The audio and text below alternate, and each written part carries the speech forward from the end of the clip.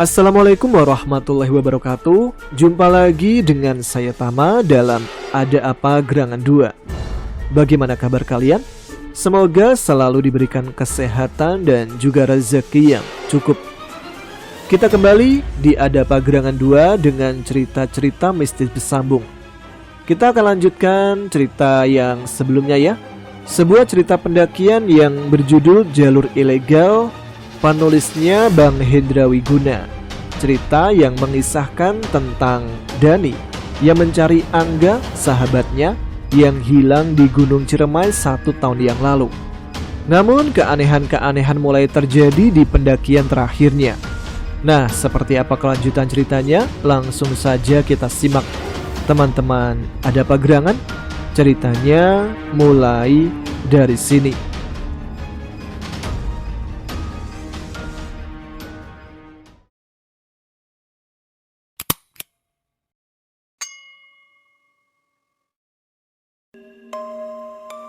Bang, kenapa nggak di sini aja bareng kita?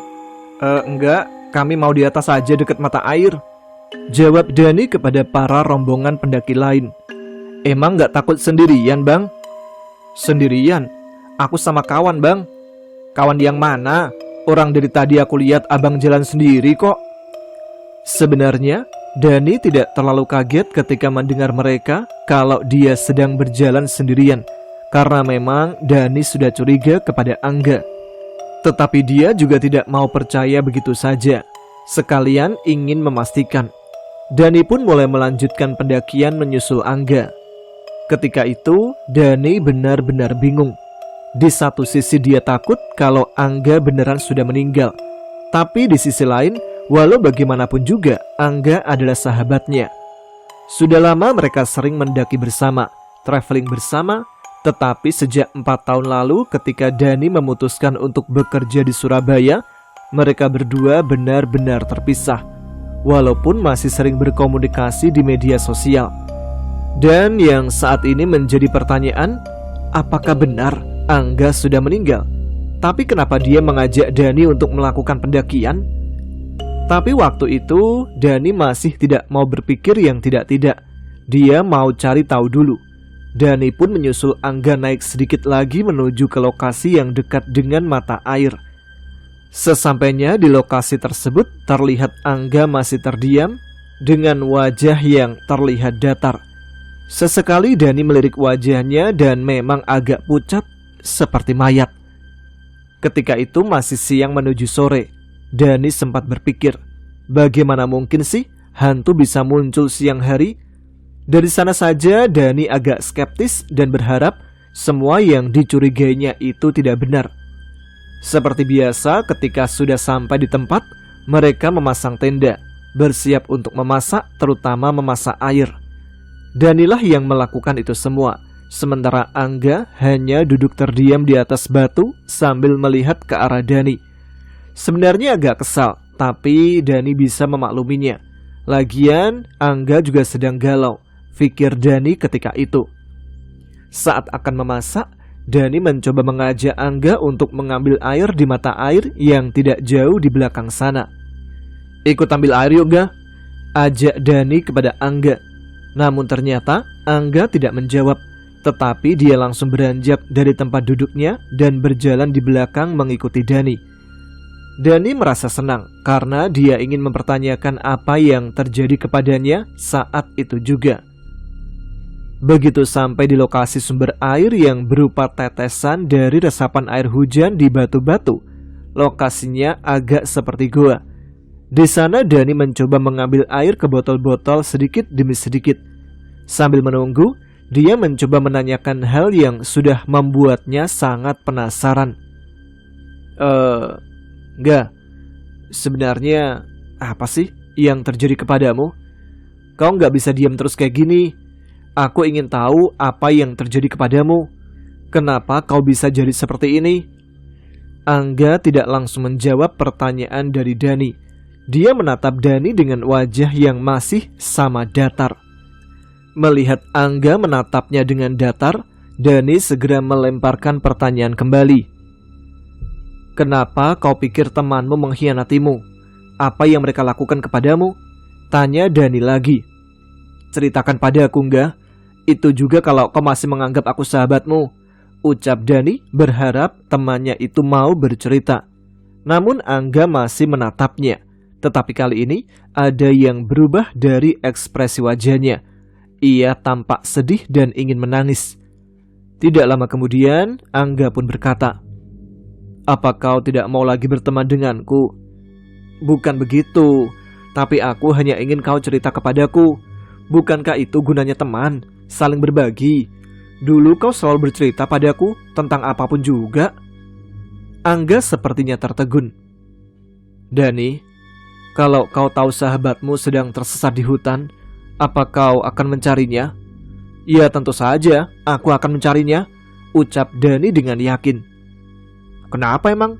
tanyanya penasaran. Tentu saja dia penasaran, karena Angga berkata seperti itu.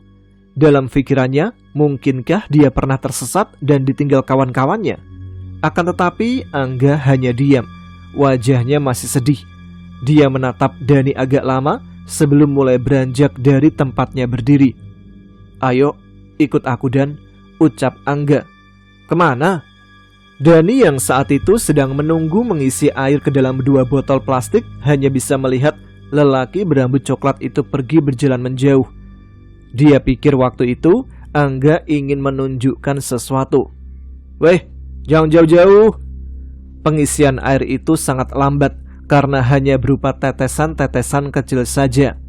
Namun juga merasa tanggung kalau ditinggalkan. Tapi Angga sepertinya sudah agak jauh berjalan. Takut dia menghilang, Dani pun menghentikan pengisian air itu. "Ga, mau kemana kamu?" teriaknya. Tetapi Angga masih tak menjawab dan terus berjalan meninggalkan Dani. Karena penasaran, Dani mengambil 1 botol penuh air dan 1 lagi hanya separuh terisi air. Sementara Angga terus berjalan meninggalkan Dani. Dan ketika Dani mengikutinya, ternyata Angga tidak berjalan menuju lokasi tenda, melainkan ke arah puncak gunung yang hanya berjarak 1 jam dari sana. Dia tak mengerti kenapa Angga berjalan ke arah sana. Dani pun berteriak-teriak memanggil namanya, meminta Angga untuk kembali. "Bang, mau kemana?" "Jangan ke puncak sekarang bang, bakal ada badai di atas," teriak seseorang. Rupanya di jalur menuju puncak itu ada 1 rombongan lain yang mendirikan tenda di sana. Dani hanya bisa mengangguk dan tersenyum untuk mengiyakan teriakannya. Karena memang benar, banyak pendaki bersaksi bahwa puncak Gunung Ciremai akan selalu diterpa badai angin dan juga kabut di sore hari, apalagi di musim penghujan. Namun, dia tetap mendaki ke puncak untuk menyusul Angga dan menyuruhnya untuk kembali karena sangat berbahaya berada di sana ketika badai. Dan benar saja, setelah melewati jalur bebatuan dan hampir menuju puncak, badai angin datang diikuti kabut tebal. Dani benar-benar panik waktu itu. Dia meletakkan 2 botol berisi air di tepi bebatuan dengan niat nanti saat kembali dia akan mengambilnya lagi. Kemudian Dani melanjutkan berjalan untuk menyusul Angga yang sudah jauh di atas sana. Ketika tiba di puncak, kabut tebal menyelimuti. Jarak pandang diperkirakan hanya 10 meter saja. Tapi Dani terus berjalan meskipun angin menerpa tubuhnya. Terlihat di sana ada tiang dan pasak yang menandakan kalau itu sudah ada di puncak. "Angga, di mana kamu?" teriak Dani memanggil kawannya, meski suaranya mungkin kalah dengan suara angin. Hingga akhirnya dia menemukan Angga sedang berdiri di samping bebatuan besar. Dia berbalik ke arah Dani, tetapi hanya sekejap, lalu mulai berjalan kembali. Dani hanya bisa melihatnya di ujung kabut lalu menghilang. Dani pun segera bergegas mengikuti dia yang entah akan kemana. Tapi setiap kali muncul di balik kabut, Angga hanya terdiam berdiri lalu berjalan lagi. Sepertinya dia memang ingin Dani mengikutinya dan mungkin ingin menunjukkan sesuatu kepada Dani dengan mengarahkannya ke suatu tempat. Ketika Angga kembali muncul, Dani memperhatikannya seperti sedang mencari-cari sesuatu. Jalan yang dilalui mulai mengarah turun, melewati batu-batu besar dan jalan berpasir. Sesekali pohon edelweiss terlihat menandakan kalau dia masih ada di sekitar puncak. Namun semakin berjalan turun, Dani tersadar bahwa itu sudah berada di area hutan. Angin pun sudah tidak terasa kencang lagi dan kabut-kabut mulai semakin tipis. Dani masih berjalan mengikuti Angga di antara pohon-pohon sambil sesekali berteriak memanggil namanya.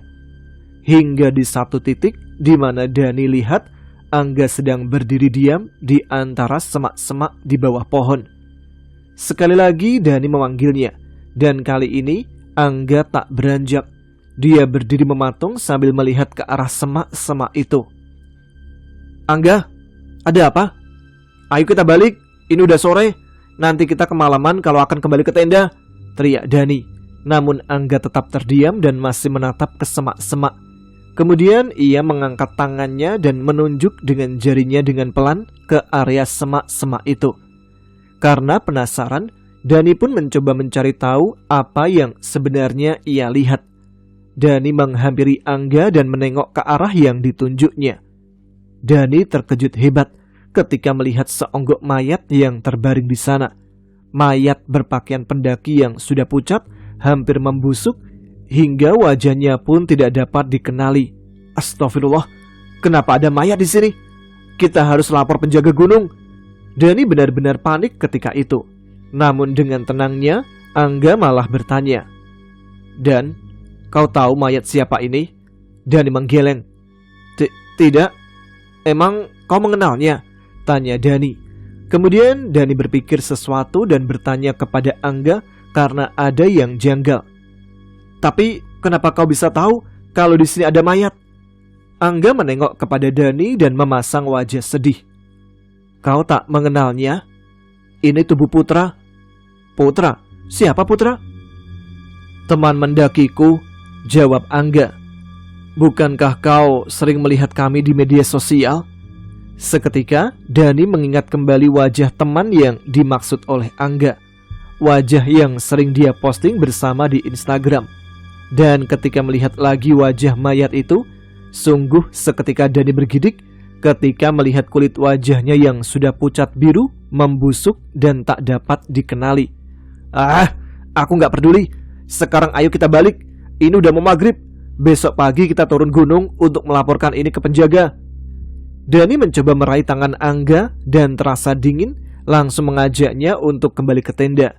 Namun ketika akan berjalan lagi, Dani sudah tidak ingat jalur yang sudah ia lewati tadi. Dia pun bingung jalur mana yang harus ia ambil, mengingat semua area tampak sama, tanpa jalan setapak yang biasa ada di jalur pendakian. Mungkin karena itu adalah tengah hutan. Akan tetapi, Angga kemudian mulai melangkah di depan Dani, dan dengan mudahnya dia mengambil jalur. Dani yang bingung tanpa pikir panjang langsung mengikutinya. Mereka berdua melewati jalur-jalur yang tadi mereka tempuh hingga akhirnya bisa tiba di puncak dan kabut terlihat masih tebal beserta angin yang masih kencang. Namun sekali lagi, dengan mudahnya Angga berjalan melewati itu semua. Dani yang mengikutinya dari belakang jadi bertanya-tanya, sebenarnya ada apa dia dengan Putra? Kenapa sampai Angga mengetahui letak mayat temannya itu? Malam harinya Dani benar-benar gelisah, takut dan penasaran. Sebenarnya apa yang terjadi? Dia pun berpikir mungkin Dani tidak akan bisa tidur nyenyak malam itu. Karenanya dia memilih berada di luar tenda dan membuat api unggun dari ranting-ranting yang ada di sekitar. Sementara Angga masih terbaring di dalam tenda dengan tenangnya. Sempat Dani melihat ke arah wajah Angga. Dia sangat terlihat sedih dengan wajah pucatnya. Dani tidak tahu apa wajah pucat itu efek dari kesedihannya. Malam pun semakin larut. Kayu bakar sudah habis terbakar yang berubah menjadi bara merah menyala yang sebentar lagi menjadi arang. Dani sebenarnya masih gelisah, tapi enggan untuk masuk kembali ke tenda. Namun dia tahu kalau dia harus tidur untuk memulihkan energi sebab esok harus turun gunung. Maka dia pun menyiram bara api itu dengan air dan bergegas masuk ke dalam tenda dan langsung berbaring di samping sahabatnya itu berselimutkan sleeping bag. "Dan, apakah kalau aku tersesat, kau akan mencariku? Tiba-tiba saja Angga bertanya ketika Dani merebahkan tubuh di sebelahnya. "Tentu saja, aku akan mencarimu," jawab Dani singkat. Dani yang masih gelisah dan penasaran langsung bertanya perihal kawannya itu. "Ga, sebenarnya ada apa sih kau dengan Putra?" Angga seketika menoleh ke arah Dani. Dan akhirnya dia pun mulai menceritakan apa yang sebenarnya terjadi antara dirinya dan Putra.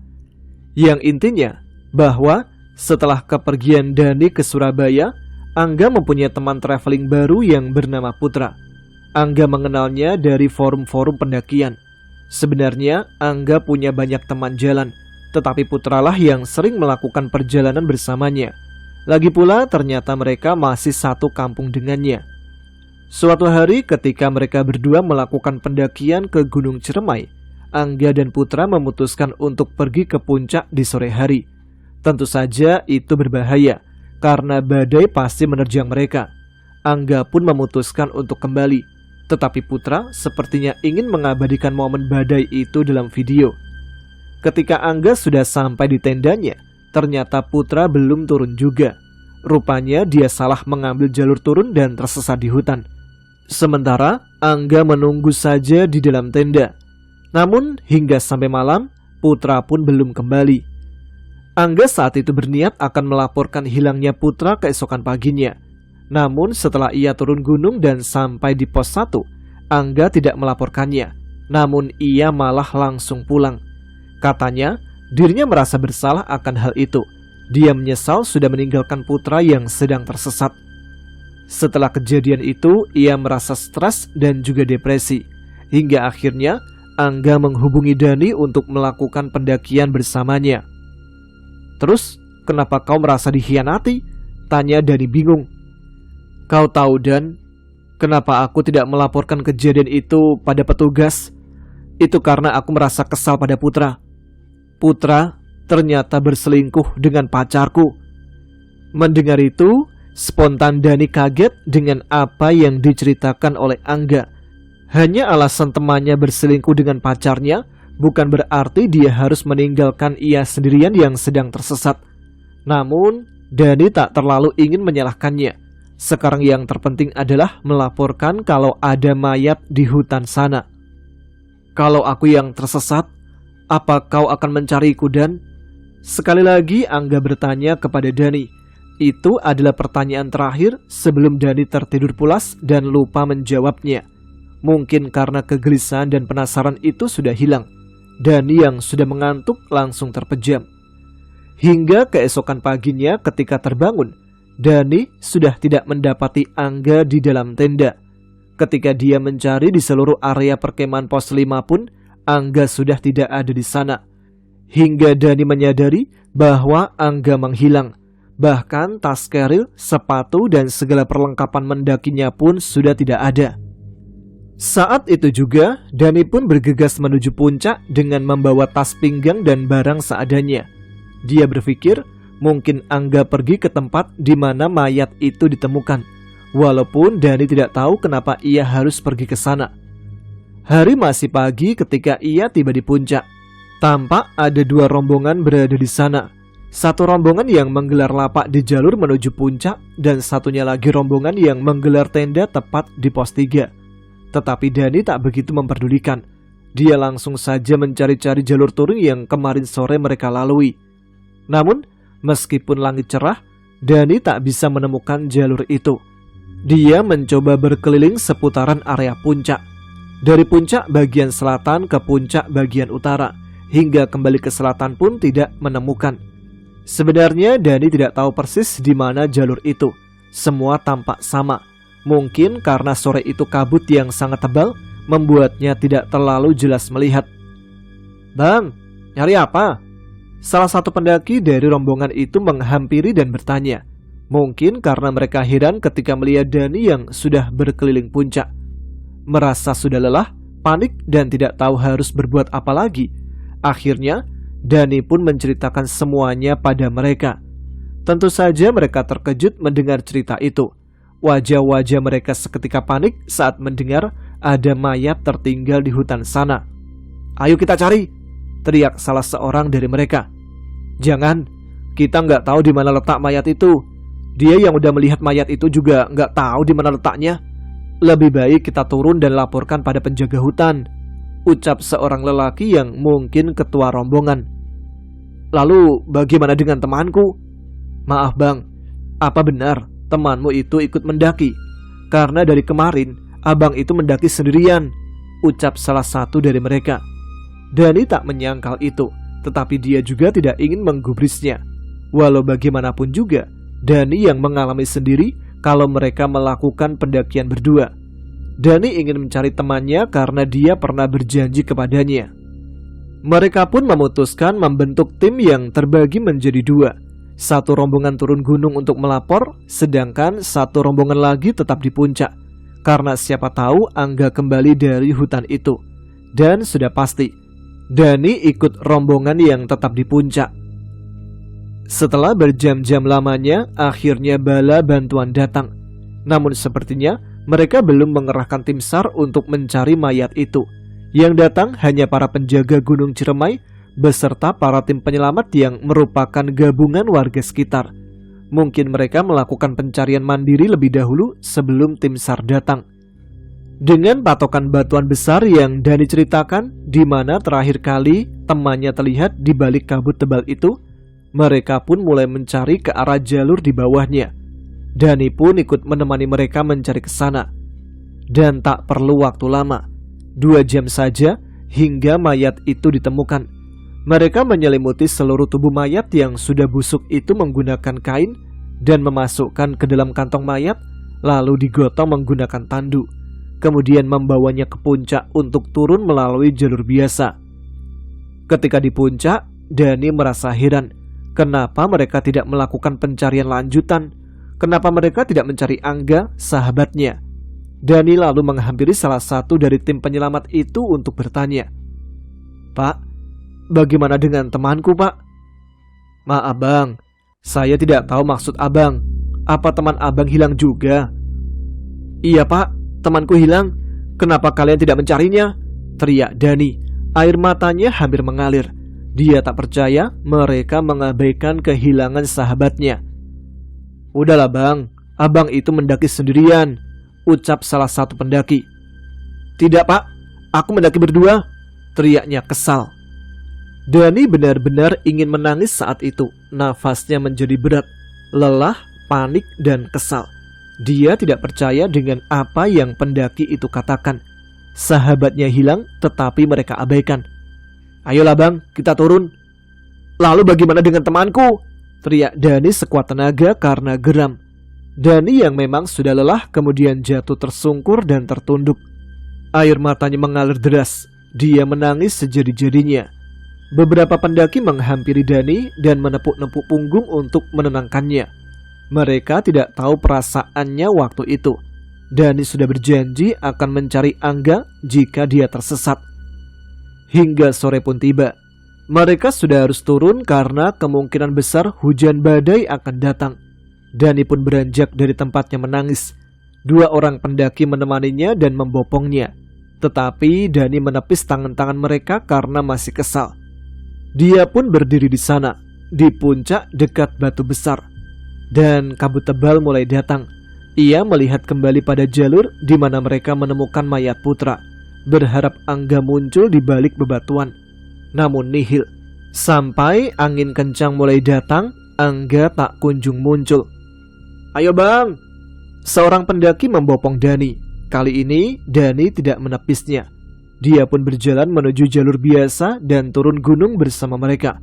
Walau masih ada yang mengganjal, dengan berat hati Dani memutuskan untuk turun gunung. Mereka pun tiba di pos pertama yang merupakan titik awal pendakian. Sementara mayat itu mereka bawa ke rumah sakit terdekat. Mereka membawanya ke ruang kantor simaksi pendaftaran. Di sana Dani dicecar banyak pertanyaan. Dia pun menjawab pertanyaan itu sesuai apa yang dia alami. Rupanya mereka yang ada di sana masih tak percaya kalau Dani mendaki berdua. Kemudian dia pun ditunjukkan kalau di buku pendaftaran simaksi hanya ada nama Dani saja. Sementara nama Angga tidak tertulis di sana. "Jangan-jangan temanmu itu melakukan pendakian ilegal," ucap salah satu petugas. Jelas Dani menyangkalnya, namun dia hanya bisa menggeleng pelan lalu tertunduk kembali. Dia merasa bimbang dan mulai bertanya-tanya pada diri sendiri. Apakah Dani benar-benar melakukan pendakian ini berdua atau sendiri? Malam itu dia sungguh lelah. Dia pun beristirahat di kantor pendaftaran. Hingga keesokan harinya, dia masih tetap berada di sana untuk beberapa jam. Dani bimbang apakah harus pulang atau tidak, sebab masih ada yang mengganjal di hatinya. Ketika Dani duduk termenung di sebuah warung, seseorang tiba-tiba menghampirinya. Ternyata itu adalah pria bergamis hitam dengan ikat kepala batik yang sebelumnya pernah ia lihat di depan tenda malam itu. Dani pun terkejut melihatnya. Tanpa isyarat, lalu pria itu berkata, "Pulanglah, relakan kawanmu itu. Dia sudah tenang." Setelah berkata demikian, ia kemudian berlalu pergi, meninggalkan Dani yang masih bimbang dengan keadaan dan mencerna apa maksud dibalik perkataannya. Pada siang harinya, Dani pun memutuskan untuk pulang. Tidak berguna juga dia tinggal di sana berlama-lama. Dua rombongan pendaki yang kemarin ikut mencari pun sudah pulang sejak pagi. Akhirnya, Dani mengendarai motor milik Angga untuk pulang. Setelah berpamitan dengan para petugas yang ada di sana, dia pun langsung meluncur mengendarai motor menelusuri jalan setapak menuju jalan raya melewati kebun-kebun warga. Sempat Dani berhenti sejenak untuk melihat Gunung Ciremai dan berpikir mungkin Angga masih ada di sana. Singkat ceritanya, setelah tiba di kosan Angga, Dani memarkirkan motor milik Angga di depan dan langsung masuk ke dalam kosan. Dia membuka pintunya dengan kunci yang menggantung bersama kunci motor. Di dalam sana tidak menemukan siapapun. Dan ketika Dani memeriksa barang-barang perlengkapan pendakian Angga pun tidak ada di sana. Ketika menanyakan pada penghuni kosan sebelah apakah dia melihat Angga pulang, penghuni kosan sebelah menjawab bahwa dia sudah tidak melihatnya di kosan selama sebulan. "Lah terus aku lihat abang 4 hari lalu masuk ke dalam kosan." "Emangnya ada apa bang?" tanya penghuni kosan sebelah itu. Enggak bang, cuma tanya." "Kemarin abang berangkat sendirian, mau kemana bang?" Dani melihat wajah penghuni kosan sebelah itu. Dia tampak heran, seperti Dani yang lebih heran mendengar pertanyaannya. Dia tidak tahu apakah Dani harus menceritakan kepadanya atau tidak. Namun karena takut dia menyangka yang tidak-tidak, Dani pun menceritakan semuanya. "Astagfirullah, beneran bang? Angga hilang?" tanyanya. Dani pun mengangguk pelan. Lantas setelah dari sana, Dani berinisiatif pergi ke kampungnya dan mengabarkan perihal kehilangan Angga. Dani pun menceritakan semuanya kepada keluarganya. Tentu saja mereka sangat terpukul atas berita tersebut, terutama ibunya yang tak henti-hentinya menangis. Jeritannya terdengar pilu. Dani hanya bisa menatapnya tanpa bisa berbuat apapun. Setelah Dani selesai menceritakan semua pengalamannya kepada pendaki berjaket merah, dia pun bertanya balik, "Lah terus bagaimana dengan mayat itu? Apa benar itu mayat temannya? Siapa tadi? Putra? Apa benar itu mayat Putra?" tanya pendaki berjaket merah. "Iya, itu mayat Putra. Seminggu setelah penemuan, otopsi selesai dilakukan pada jenazah dan menyatakan kalau itu memang jasad Putra, teman mendaki Angga," jelas Dani. "Aku tidak melayat ke pemakaman jasad Putra karena waktu itu aku sudah di Surabaya untuk balik kerja. Sampai saat ini aku masih belum mengetahui di mana keberadaan Angga. Aku yakin dia masih berada di Gunung Ciremai ini, di tengah-tengah hutan. Aku sudah berjanji akan kembali ke sini dan mencarinya, meskipun mungkin sahabatku itu sudah menjadi mayat," tambah Dani. Kedua YouTuber itu berdiri terdiam sambil melihat dan tersenyum kecil pada Dani. Sementara pendaki berjaket merah itu memasang wajah kerung seakan sedang bersedih dan merenungi akan sesuatu. "Ayo kita turun, keburu siang," ajak Bang Deden yang kemudian mulai melangkah kembali, melanjutkan langkah untuk turun, diikuti Bang Alif dan Dani. Sementara pendaki berjaket merah itu masih berdiri seperti merenungi cerita Dani. Namun tidak lama kemudian, Dia mulai menyusul setelah Dani menepuk bahunya ketika melewatinya. Saat mereka tiba di pos 5, ternyata sudah ada penghuni baru di area perkemahan itu. Seorang pria sedang mencoba memasang tenda di seberang tenda mereka yang agak menjorok ke semak-semak di bawah pohon. Dan seorang perempuan berambut pendek sedang melipat tangan tidak jauh darinya. "Halo bang." Pria itu menyapa mereka yang baru saja datang. "Halo," sahut Dani. "Udah dari puncak bang?" tanya pria itu. "Iya, kami baru aja turun." "Oh, gimana puncak? Aman?" "Aman bang, kalau mau ke puncak sekarang masih ada di sana kok, nggak lari," canda Dani. Pria itu pun tersenyum. "Dari mana bang?" tanyanya. Yang Dani tahu itu hanya untuk basa-basi. "Bandung bang," jawab Dani. Kemudian dia masuk ke dalam tendanya dan keluar kembali setelah mengambil sekantong plastik berisi roti dan biskuit untuk dimakan. Dani menawarkan makanan dalam kemasan itu pada pria yang sedang mendirikan tenda. Namun pria itu menggeleng dan tersenyum kembali. Sebelum membongkar tenda dan mengemasnya ke dalam tas keril, mereka perlu mengisi perut lebih dahulu untuk memulihkan tenaga. Terlihat juga dari pintu tenda, pendaki berjaket merah itu langsung terbaring di dalamnya. Sementara kedua YouTuber itu langsung membongkar tenda. Dani menghampiri mereka dan menawarkan roti. Keduanya pun menggeleng bersamaan. "Makan dululah buat ngisi perut. Perjalanan kita nanti akan panjang," ucap Dani. "Gak usah, makasih," Bang Deden menolak. Setelah mengeluarkan semua barang dalam tenda, kemudian mereka melepas keempat paku pasak dan tenda pun langsung ambruk seketika. Dani kembali ke tendanya. Setelah rotinya habis, dia pun segera membongkar tenda sendirian. Pria yang tadi sedang memasang tenda pun heran. "Loh, kenapa dibongkar bang? Abang mau turun sekarang?" "Iya bang, ini lagi buru-buru naik ke puncak lagi dan turun lewat jalur." Dani menghentikan kata-katanya dan berpikir tidak mungkin kalau dia memberitahu kepadanya perihal jalur ilegal itu. Linggarjati, kami akan turun lewat Linggarjati." "Linggarjati? Bukannya abang orang Bandung? Kan lebih dekat kalau turunnya itu lewat Apuy atau Palutungan." "Oh, aku mau main ke rumah teman dulu bang." "Oh gitu." Sambil membongkar tenda, mereka pun terlibat perbincangan basa-basi selayaknya orang baru ketemu. Pertanyaan-pertanyaan template seperti asal dari mana, sudah mendaki kemana aja, bersama siapa naik. Dan dari perbincangan tersebut, Dani mengetahui bahwa mereka adalah sepasang suami istri berasal dari Jakarta. Dan ini adalah pertama kalinya mereka mendaki ke Gunung Ciremai. Hanya butuh setengah jam untuk Dani mengemasi semua barang ke dalam tas kerilnya. Alas tanah yang tadinya berdiri 3 tenda menjadi kosong, berganti tenda sang pria tadi yang sudah terpasang di seberang sana. "Kami pamit ya bang," ucap Dani pada sepasang suami istri yang sedang duduk-duduk di depan tenda. Mereka mengangkat tangannya dan mengangguk lalu tersenyum pada Dani. "Iya bang, hati-hati ya, semoga selamat sampai tujuan," ucapnya agak berteriak. Akhirnya rombongan Dani, Bang Deden, Bang Alif dan pendaki berjaket merah berangkat menuju puncak kembali. Namun ternyata pendaki berjaket merah tidak ikut dengan mereka. Walaupun Dani tidak mengajaknya, tetapi dia pikir dia akan ikut.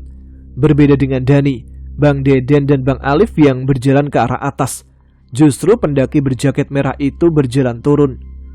"Aku pikir kau akan ikut," tanya Dani yang berhenti berjalan saat melihat pendaki berjaket merah itu berbelok ke jalur turun.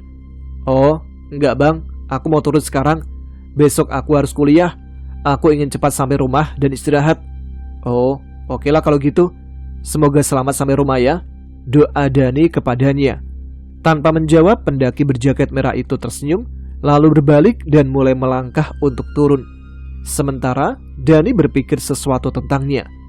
Dia mendaki sendirian tanpa tujuan apapun, dan entah kenapa dia memaksa ingin mendaki malam hari waktu itu. Dani menjadi sedikit curiga. Akan tetapi, dia menyanggah sendiri kecurigaannya dan mencoba berpikir positif.